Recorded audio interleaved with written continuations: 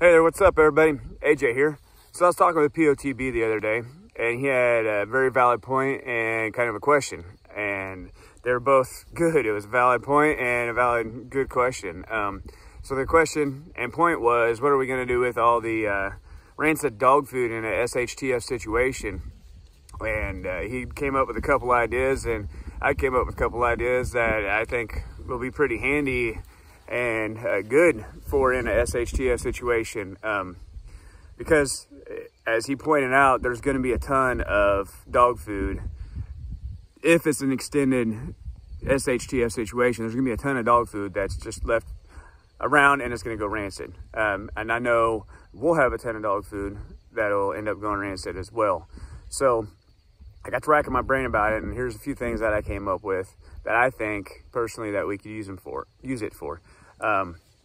One being, you could possibly use it for chicken feed. I should ask my wife about that one. She'd have a lot better input on that. But it may work. I know they'll peck around on dog food anyways. Rancid, possibly, depending. I mean, if you're hurting for feed, you could probably use it for that.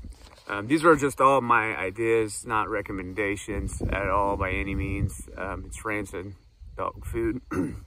So it'd probably be best not to use for anything. Excuse me.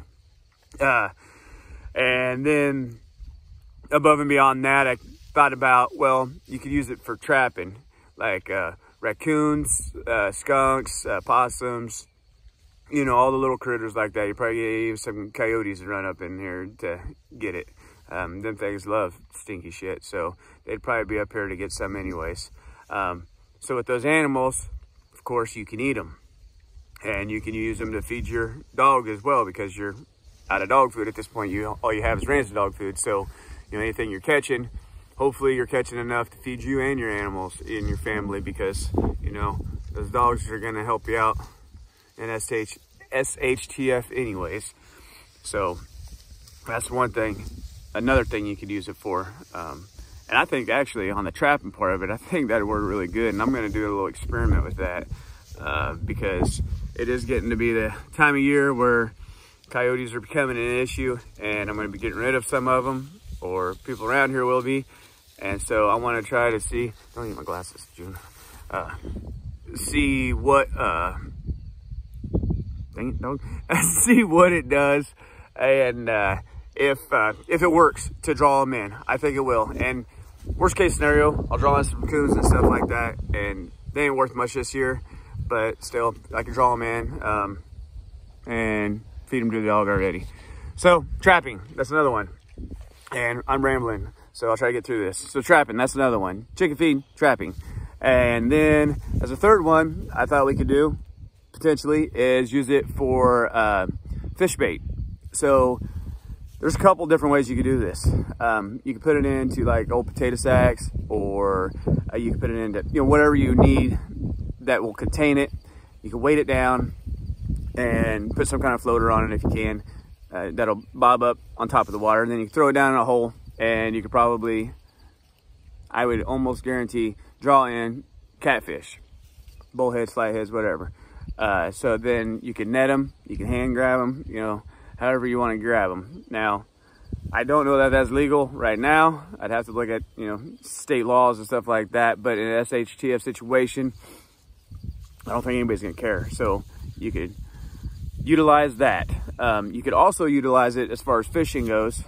You could utilize that crushing it up, and if you have flour, you could mix it with flour and a little bit of water, basically make your own chum.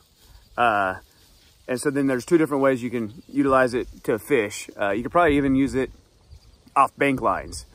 In fact, I'm pretty sure you could. Once again, this is another thing I want to try, is legally trying to bank line them, and legally trying to see if I can bait them in with bags of rancid dog food, because I bet I can go to one of the local farm stores here and get some old dog food.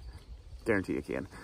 So that's another item you can use it for. The last thing, and I just read about this the other day that I thought was quite interesting. Now, people are going to argue the fact, and I will even argue the fact that, you know, there's a lot of nasty stuff in dog food. Yeah, there is, for sure. But we all put a lot of nasty stuff into our bodies. I just drank, 12 bottles of plastic water the other day. Not plastic water, but water that was in plastic bottles.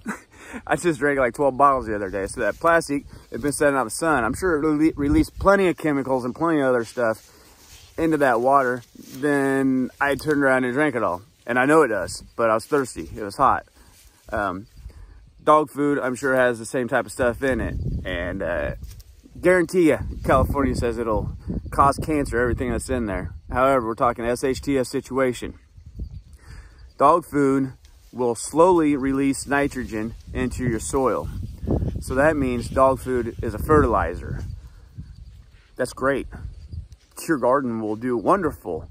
So with that being said, you could get all these old bags of rancid dog food, mend it into your soil, and make your soil better during the SHTF situation. Hell, you could probably do it now and make your soil better for, the following years, and anything that it does release into your soil will probably be pretty well gone by the time you start to use it. So I think anyways, and I want to know everybody's opinions down in the comments and thoughts on it. I think you'd be probably safe to use, not put it in the soil tomorrow and start eating the food that it's growing Thursday. Today's Saturday, so a week into it, week and a half, whatever. I'm not saying real short term. Let it set in that soil for 6 months, year, 2 years. Really work into the soil and break down everything. Will there be some remnants of something in the soil? Yeah, potentially.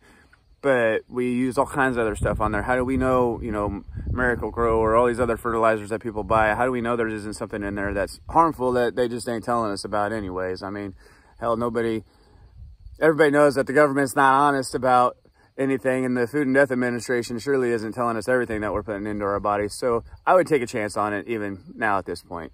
Probably wouldn't feed it to the grandkids, but me personally, hell with it, I'll try it. So the gardening aspect of it was really interesting. I thought that you could potentially use rancid dog food for. And when I let POTB know that, he thought it was quite interesting as well. So he thought, hell, make a video of it and share that, and I thought it was a good idea. So here we are, making a horrible video so y'all can hear about rancid dog food, making you some fertilizer. So there's 4 things you could utilize it for. Chicken feed, number 1, trapping, number 2, fishing, 2 different types of fishing, number 3, and fertilizer, number 4. If I said something else, I apologize. I wasn't really keeping track because that's what I do. I talk and I don't pay attention to what I'm saying, but that's all right. I'm good with that. So anyways, before I keep rambling about useless stuff, I'm going to finish my walk with the old bulldog because she's a filthy mess now, because she's just been rolling around in the grass waiting for me. Y'all stay safe. Have a good night and day, whatever. And say hi to the old bulldog because she likes to be on camera now. And Charlotte, the grandbaby, loves it. All right, there you go.